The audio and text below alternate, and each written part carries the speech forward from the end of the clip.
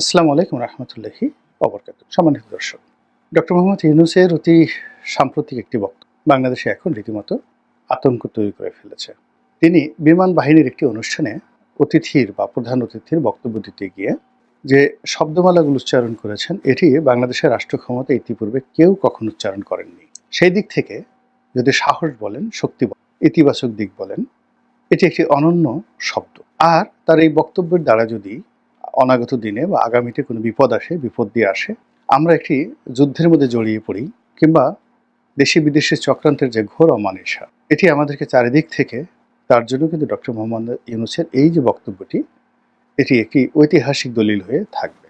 বক্তব্যটি হলো, তিনি যেটি বলেছেন সেটি হলো যে বর্তমান চলমান যে বিশ্ব, চারিদিকে যুদ্ধের দামামা। যুদ্ধ সারা দুনিয়াতে চলছে, আমাদের চারিপাশে চলছে, এবং এই মুহূর্তে পাকিস্তান এবং ভারতের যে যুদ্ধাবস্থা এবং যুদ্ধের মহড়া, এটিকে উপেক্ষা করার কোনো কারণ একেবারে সত্য। তারপর তিনি বলেছেন যে আমাদের সীমান্তে ভয়াবহ যুদ্ধ চলছে দীর্ঘদিন ধরে। কাদের সাথে? মায়ানমারের সেনাবাহিনীর সঙ্গে এবং আরাকান আর্মির সঙ্গে। এবং কারণে অকারণে আমরা এই বিপদ এবং বিপত্তি থেকে নিজেদেরকে রক্ষা করতে পারছি না।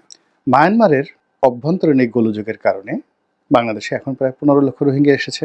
একই সঙ্গে সেই মায়ানমারের অভ্যন্তরীণ যুদ্ধ মাঝে মধ্যে সীমান্ত পাড়ি দিয়ে আমাদের এপারে চলে আসে। কখনো তাদের টিয়ার গ্যাস, কখনো তাদের মর্টার শেল, কখনো তাদের কামানের গোলা, বন্দুকের গুলি আমাদের এই অঞ্চলে চলে আসে, এবং পরিস্থিতি মাঝে মধ্যে এতটা সঙ্গীন হয়ে পড়ে বা পড়েছে অতীতকালে, যে মাইলের পর মাইল এলাকা জনশূন্য হয়ে যায়। এবং এটা দীর্ঘদিন চলার পর সেখানে আরাকান আর্মি জয়লাভ করেছে।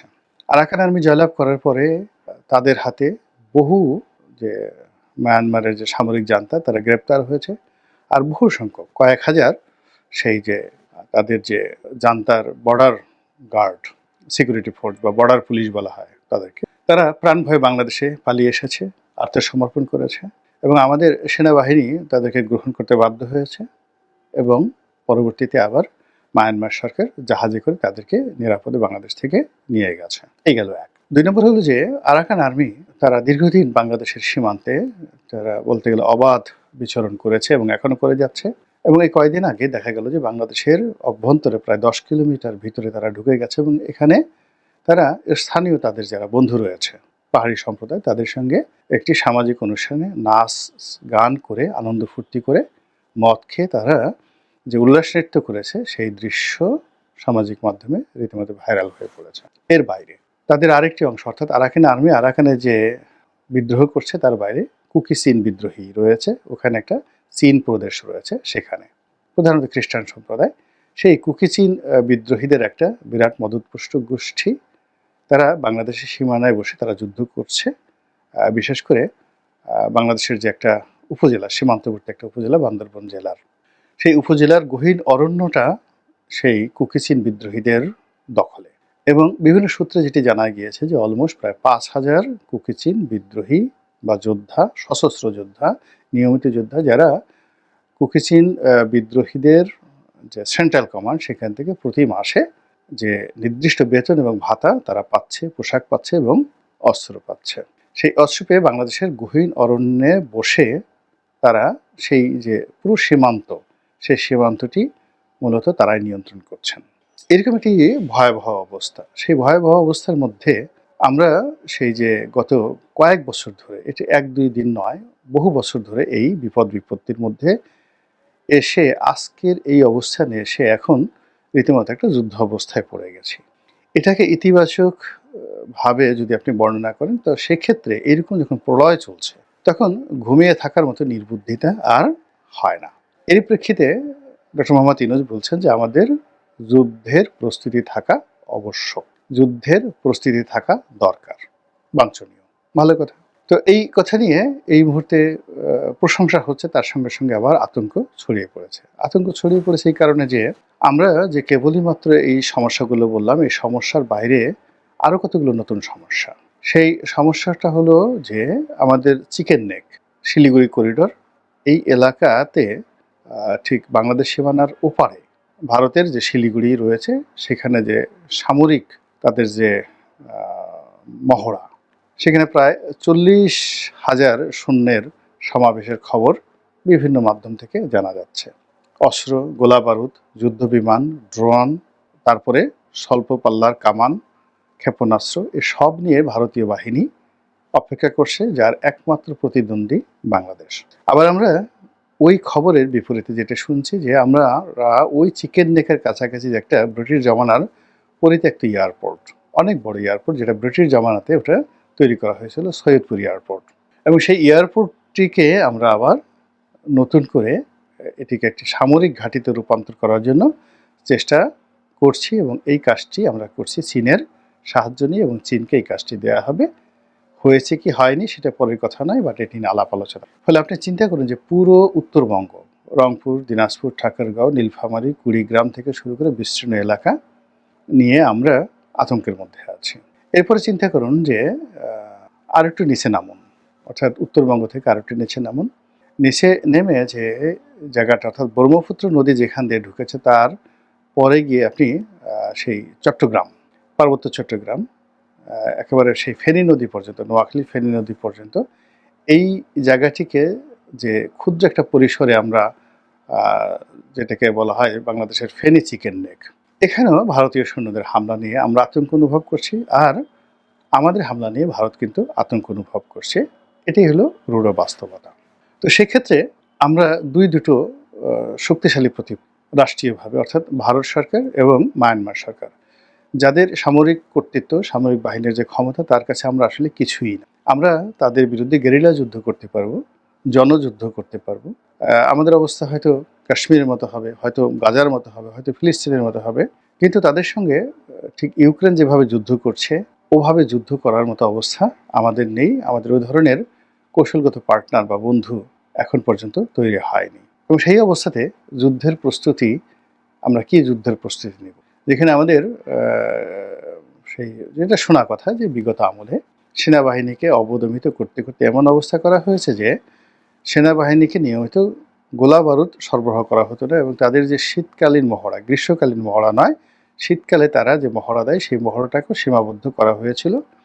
এবং প্রতিটি যেটাকে বলা হয় কোত, আর্মিদের অস্ত্রশস্ত্র যেই জায়গাটাতে থাকে সেখানে অস্ত্রের রীতিমতো জং পড়ে গেছে, বিকজ ওইগুলো নিয়মিত মেরামত এগুলো করা হয়নি। আমরা এগুলো বাইরে থেকে আওয়ামী লীগ আমলে শুনেছি যে সেনাবাহিনীকে মূলত আনআর্মড করার জন্য, নিষ্ক্রিয় করার জন্য শেখ হাসিনার একটা মাস্টার প্ল্যান ছিল, এবং তিনি শেখ হাসিনা সেনাবাহিনীকে ভয় পেতেন, এবং তার নিরাপত্তার জন্য তিনি পুলিশ বাহিনীকে, বাংলাদেশের নিরাপত্তার জন্য তিনি পুলিশ বাহিনীকে আধুনিকায়ন করার চেষ্টা করেছেন সর্বোচ্চ শক্তি দিয়ে। ঘটনার সত্য বা মিথ্যা আমরা এখন পর্যন্ত জানি না। আমরা একথাও শুনেছিলাম যে ওই সময়টিতে সেনাবাহিনীর যারা কর্মকর্তা, তাদের যে পার্সোনাল আর্মস থাকে, সেই আর্মসের যে মানে আপনার প্রতিটা আর্মসের একটা পিন থাকে, গান পিন থাকে, অর্থাৎ আপনি যখন শ্যুট করেন সেই শ্যুট করার সময় সেই পিন যতক্ষণ না পর্যন্ত বুলেটে না লাগবে ততক্ষণ পর্যন্ত সেখানে বুলেট ফায়ার হবে না, ফায়ার অন হবে না।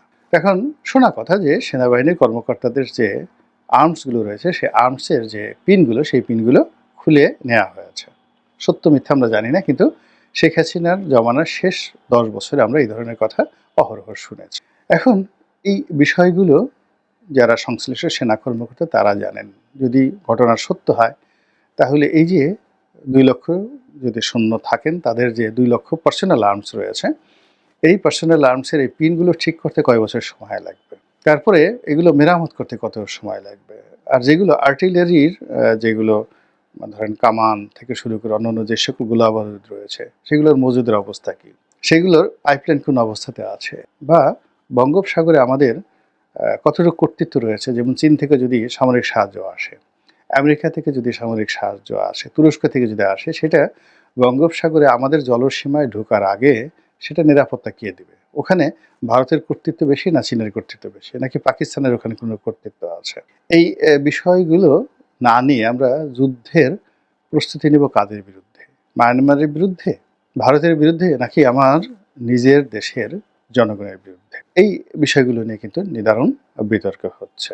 তো যা হোক, এই যে এই সময়টিতে তিনি যখন এই কথাগুলো বললেন, তার সঙ্গে সঙ্গে যেটি ভয়াবহ রূপে আমাদের আতঙ্ক তৈরি করেছে, যে আমরা জানতে পারছি যে সরকার একটি মানবিক করিডোর দিচ্ছে। মায়ানমারের যে রোহিঙ্গা অধ্যুষিত এলাকা রয়েছে সেই এলাকাতে রোহিঙ্গা ছাড়াও অন্য বিভিন্ন জাতি গোষ্ঠী ধর্মের যারা নির্যাতিত জনগোষ্ঠী রয়েছেন, কোথাও খ্রিস্টানরা রয়েছেন, কোথাও কিছু ইহুদিও আছেন, তারপরে সেখানে বৌদ্ধ আছেন এবং মুসলমানরাও আছেন। তো তাদেরকে ত্রাণ সামগ্রী, জাতিসংঘের ত্রাণ সামগ্রী পৌঁছানোর জন্য বাংলাদেশের ভূমি ব্যবহার করে তারপরে সেখানে মানবিক সাহায্য পাঠানোর জন্য জাতিসংঘের একটা প্রস্তাবনা বাংলাদেশ সরকার বিবেচনা করছে, এবং এটা দিয়ে দেখে বাংলাদেশের মানুষ ভয় থরথর করে কাঁপছে। এর কারণ হলো যে ঠিক একই অবস্থা কিন্তু ঘটেছিল ইসরায়েলে। দ্বিতীয় বিশ্বযুদ্ধের পর এরকম ইসরায়েলিদেরকে সেখানে উদ্বাস্তু হিসেবে পাঠানো হলো ঠিক এই রোহিঙ্গাদের মতো করে। তারপর তারা আস্তে আস্তে সেখানে জায়গা জমি কিনল, এবং এখন গিয়ে দেখেন যে অনেক ধনী রোহিঙ্গা রয়েছে যারা কক্সবাজারের অনেক ব্যবসা প্রতিষ্ঠান তারা চালাচ্ছেন, অনেক জায়গা জমি কিনেছেন, নিজেদের ছেলেমেয়ে তারা ওখানে বিয়ে দিয়েছেন, এবং অনেককে স্থানীয়দেরকে বিয়ে থা করে এমনভাবে সমাজের সঙ্গে মিশে গেছেন। কয়েক লক্ষ সঙ্গতিপূর্ণ রোহিঙ্গা কক্সবাজারে গত কয়েক বছরে আপনি তাদেরকে আলাদা করতে পারবেন না। কয়েক লক্ষ রোহিঙ্গা বাংলাদেশের পাসপোর্ট নিয়ে ইতিমধ্যে বাংলাদেশের বাইরে চলে গেছেন, এবং সৌদি আরবে গিয়ে দেখবেন যে কয়েক লক্ষ রোহিঙ্গা আছেন যারা বাংলাদেশের পাসপোর্টধারী অনেক আগের থেকেই, এবং তারা বাংলা ভাষা ঠিকমতো বলতেও পারে। এই হলো অবস্থা। তো সেখানে যখন এরকম একটা মানবিক করিডোর হবে, সেটা যে কয়দিন পরে সামরিক করিডোর হবে না, এবং এটি যে আগামীতে একটা যুদ্ধের ক্ষেত্র প্রস্তুত করবে না, এবং এই যে একটা স্বাধীন রোহিঙ্গা ল্যান্ড প্রতিষ্ঠা করবে না, এবং সেটি মোকাবেলা করার জন্য আমাদেরকে যুদ্ধ করতে হবে, এবং সেই যুদ্ধ যে একটা অসম যুদ্ধ, একটা অসম্ভব যুদ্ধ। এর কারণ হলো যে আপনি যদি ফেনী নদী পার হয়ে আমাদের চট্টগ্রাম রেজিয়নে এই মুহূর্তে কয় ব্যাটালিয়ন সৈন্য আছে বা কয় ডিভিশন সৈন্য রয়েছে? চট্টগ্রাম, পার্বত্য চট্টগ্রাম, খাগড়াছড়ি থেকে শুরু করে বান্দরবন, কক্সবাজার, এখানে যে সকল ক্যান্টনমেন্ট রয়েছে সকলে কটা মানে কতজন সৈন্য রয়েছে, এবং এই সৈন্যবাহিনী নিয়ে আমরা এই শান্তি বাহিনীর কয়েক হাজার যাকে বলা হয় গেরিলা যোদ্ধা, তাদের সঙ্গে পেরে উঠছি না। সেই শহীদ প্রেসিডেন্ট জিয়াউর রহমানের আমলের থেকেই এই যুদ্ধগুলো চলছে ক্রমাগত, পেরে উঠছি না। আমাদের বহু সৈন্য হতাহত হয়েছে, সেইখানে আমরা আরাকান আর্মির সঙ্গে যুদ্ধ করব, মায়ানমার আর্মির কথা বাদ দেন, কুকিসিনদের সাথে যুদ্ধ করবো, অসম্ভব ব্যাপার, একেবারে অসম্ভব ব্যাপার। তো এই জায়গাটাতে ডক্টর মোহাম্মদ ইউনূস যুদ্ধ করতে চাচ্ছেন, কিভাবে কি করতে চাচ্ছেন, এটি নিয়ে কিন্তু ভীষণ রকম একটা আতঙ্ক চারিদিকে ছড়িয়ে পড়েছে। এই যে আতঙ্ক, সেই আতঙ্কের পাশাপাশি যেটি আরেকটি রয়েছে, যেটা এখানে বলা খুবই জরুরি, সেটি হলো যে আমাদের আরও একজন খুবই আলোচিত ব্যক্তি বাংলাদেশে, সেটি হলো মেজর জেনারেল ফজলুর রহমান। তিনি একসময় বিডিআরের ডিজি ছিলেন। তো তিনিও একটি বক্তব্য দিয়েছেন, সেটি হলো তিনি সেভেন সিস্টার দখল করার বা ভারতের সাথে যুদ্ধ করে সেভেন সিস্টার দখলে নেয়ার একটা প্রস্তাবনা দিয়েছেন, হুমকি দিয়েছেন, পরিকল্পনা করেছেন। জনাব ফজলুর রহমান বীর যোদ্ধা, তার কথাবার্তা যথেষ্ট ম্যাচিউর, ইসলামী ধারায় বিশ্বাসী, অনেকটা তার ভিতরে একটা খালিদ বিন ওয়ালিদ এরকম, বা উমর ইবনুল আস, ইসলামের দুজন মহাবীর, এরকম একটা যাকে বলা হয় স্ট্যামিনা তার মধ্যে রয়েছে। বাংলাদেশে হয়তো এই মুহূর্তে সেটি কতটা বাস্তব অবাস্তব তার বড় কথা নয়, কিন্তু তার যে একটা মিলিটারি পয়েন্ট, সেই মিলিটারি পয়েন্ট অফ ভিউতে তিনি যে কথাটা বলেছেন, এটাকে আর যে যাই বলুক না কেন, আমি এটাকে একটা বাগোয়াজ বা কথার কথা মনে করি না। তিনি যেটি বলেছেন যে বাংলাদেশের জন্য একটা অসম্ভব সম্ভাবনা তৈরি হবে যদি সত্যিকার অর্থে পাকিস্তান এবং যাকে বলা হয় ভারতের মধ্যে তুমুল যুদ্ধ শুরু হয়ে যায়, এবং ওয়েস্টার্ন ফ্রন্টে, ভারতের যে ওয়েস্টার্ন ফ্রন্টে পাকিস্তানের যুদ্ধ যদি হয়ে যায়, অর্থাৎ পাঞ্জাব ফ্রন্টে, কাশ্মীর ফ্রন্টে, এই দুটো ফ্রন্টে যদি যুদ্ধ হয়ে যায়, সেই যুদ্ধকে ভারত ইচ্ছে করেই বাংলাদেশের দিকে টেনে নিয়ে আসবে, তখন সে আহত বাঘ হয়ে যাবে। এর কারণ হলো তার কাছে মনে হবে যে ওই ফ্রন্টে যুদ্ধ হচ্ছে, ফলে এই ফ্রন্টে যদি বাংলাদেশ অরক্ষিত থাকে তাহলে এই ভূমিকে কেন্দ্র করে তার যে পুরো ইস্টার্ন রিজনটা বিচ্ছিন্ন করে দেওয়া হবে। অর্থাৎ আমরা যদি ছাড় দিই, ভারত কিন্তু ছাড় দেবে না। তখন ভারত কি করবে, এখানে পুরো বাংলাদেশ দখল করে ফেলবে উইদিন 15 ডেজের মধ্যে। কাজেই এই যে 15 ডেজ যুদ্ধ যখন প্রবল আকার হবে, ওখানে কোনো রকম যদি বাংলাদেশ আঙ্গুল চুষে বসে থাকে, তাহলে এই বাংলাদেশকে হারাতে হবে। এবং এটা যুদ্ধের যে একটা নিয়ম, এটা মেজর জেনারেল ফজলুর রহমান সাহেব খুব ভালোভাবে বুঝতে পেরেছেন। বাংলা, বিহার, উড়িষ্যার হাজার বছরের ইতিহাসে এইভাবেই ঘটনা ঘটে। এইভাবে আপনি যদি মনে করেন যে একেবারে সেই অশোক থেকে শুরু করে অশোক না, আরও আগে, আপনি যদি নন্দবংশ থেকে চন্দ্রগুপ্ত মৌর্য, অর্থাৎ মৌর্য বংশ পরে গুপ্ত বংশ, তো এই যে গুপ্ত বংশ থেকে এরপর যদি আপনি শশাঙ্কর আমল ধরেন, শশাঙ্কর আমল থেকে আপনি যদি হর্ষবর্ধনের আমল আসেন, হর্ষবর্ধনের পরে তারপর যদি আপনি পাল বংশ আসেন, পাল বংশের 400 বছর পরে যদি আপনি সেন বংশ আসেন, সেন বংশর পরে যদি আপনি ইখতিয়ার উদ্দিন মোহাম্মদ বিন বখতিয়ার খুলজির শাসন আমল ধরেন, শাসন আমলের পর যদি সুলতানি আমল ধরেন, সুলতানি আমলের পরে যদি আবার স্বাধীন বাংলার যে সুলতানি আমল দুটো, একটা হলো দিল্লির সুলতানি আমল আর একটা হলো স্বাধীন বাংলার সুলতানি আমল। এরপরে যদি মোগল আমল ধরেন, মোগল আমলের পরে ব্রিটিশ আমল যান, ব্রিটিশ আমলের পরে পাকিস্তান আমলে যান এবং 1965-এর যে ওয়ার, যুদ্ধ, সেই যুদ্ধের ইতিহাস যদি ধরেন, তাহলে আপনি একেবারে নিশ্চিতভাবে দেখেন যে জেনারেল ফজলুর রহমান যে কথাটা বলেছেন, এই কথাটাকে আপনাকে শতভাগ সমর্থন দিতে হবে। 1965-এ ভারতের সবচেয়ে বড় ভুল, অর্থাৎ ওয়েস্টার্ন ফ্রন্টে তারা যখন যুদ্ধ করছিল, তারা যদি তখন চাইতো ইস্টার্ন ফ্রন্ট, অর্থাৎ এই অঞ্চলটিকে তারা দখল করে নেবে, এটি তাদের জন্য 1 ঘন্টার বিষয় ছিল। এর কারণে পুরো এই পূর্ববঙ্গটি তারা অরক্ষিত অবস্থায় রেখে গিয়েছিল পশ্চিম পাকিস্তানের যারা লোকজন। ফলে এটা যদি তারা কাট আপ করে দিত, তাহলে 1971 সনটা তৈরি হতো না, নতুন একটা ইতিহাস তারা তৈরি হতো। এবং সেই ভুলটা তারা যে করেছে 1965-এ, এই জন্য তারা অনুশোচনা অনুভব করে এবং তার জন্য কিন্তু 1971 সনে তারা বাংলাদেশের মুক্তিবাহিনীকে তারা সাহায্য করেছে, সহযোগিতা করেছে এবং নিজেরা এখানে সৈন্য সমাবেশ করেছে। পরবর্তীতে আবার 71 সনে তারা যে কারণে যুদ্ধ করেছে, এটা তারা বাংলাদেশের স্বাধীনতার জন্য যুদ্ধ করেনি। ইন্দিরা গান্ধী স্পষ্টতভাবেই, আপনি অতি সাম্প্রতিক কয়েকটা সাক্ষাৎকার দেখেছেন যে জেনারেল মানাস্ক যিনি সেনাপ্রধান ছিলেন, তাকে তিনি ক্ষোভের সঙ্গে বলেছেন ইন্দিরা গান্ধী যে তোমাকে তো বাংলাদেশ স্বাধীন করার জন্য পাঠানো হয়নি, তোমাকে পাঠানো হয়েছে বাংলাদেশ দখল করার জন্য, তুমি স্বাধীন বাংলাদেশ দখল না করে তুমি স্বাধীন করে দিয়ে চলে আসছো। একই অবস্থা জেনারেল অরোরার সাথে হয়েছে। কাজে ইন্দিরা গান্ধীর সঙ্গে কিন্তু বঙ্গবন্ধুর সম্পর্কটা ভালো ছিল না। ফলে তিনি ব্যক্তিত্বে, মানে বঙ্গবন্ধু যখন জেলখানা থেকে ছাড়া পাওয়ার পরে ওই যে 24 ঘন্টা থেকে 48 ঘন্টার সময়, অর্থাৎ হিথ্রোতে গেলেন, সেখান থেকে দিল্লিতে আসলেন, দিল্লি থেকে দমদমে আসলেন, তারপর শেষে কলকাতাতে আসলেন, এরপর ঢাকা আসলেন, এই সময়টার মধ্যে মূলত বাংলাদেশের দ্বিতীয় স্বাধীনতা হয়েছে।